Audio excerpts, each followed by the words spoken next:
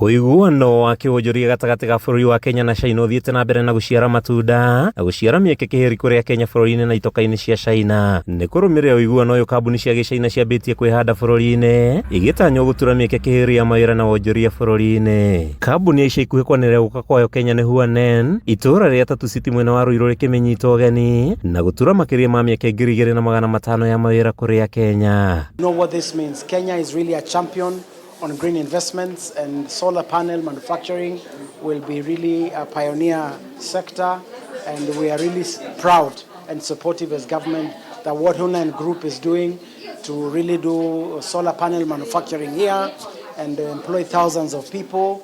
We're really excited because it's a clear testament of the government's push for climate smart investments, and we're really proud of what Huanen Group has done. Tatu City has really become a global hub for business. With the entry of Huanen into Africa, choosing Kenya, choosing Tatu City, it shows the kind of businesses that we attract.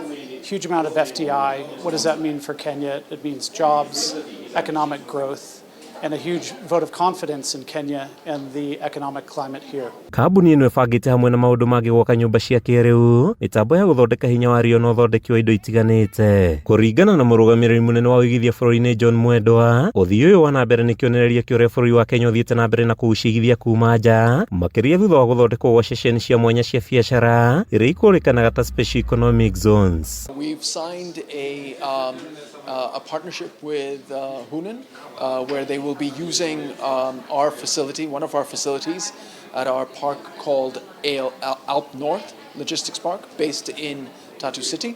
And they will be using this facility for the assembly of solar panels. It's the first facility of its kind. It's the first facility that they have in Kenya as well. Well, I think for ALP, it's fantastic to be associated to such a global brand, and a brand that sees our facilities as fit for their purpose.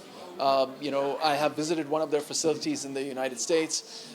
It is a very high technology facility, the likes of which I've never really seen with what they're doing out there. Nginyagia rĩu makĩria ma kambuni 100 nĩciĩrĩkĩtie gwakwo itũũra-inĩ rĩrĩ rĩkĩaramia mĩeke ya wonjoria na kũhe makiri mawĩra. Handũ-inĩ ha Kameme TV, rĩtwa rĩakwa nĩ Matthew Ndung'u wa Mbugua.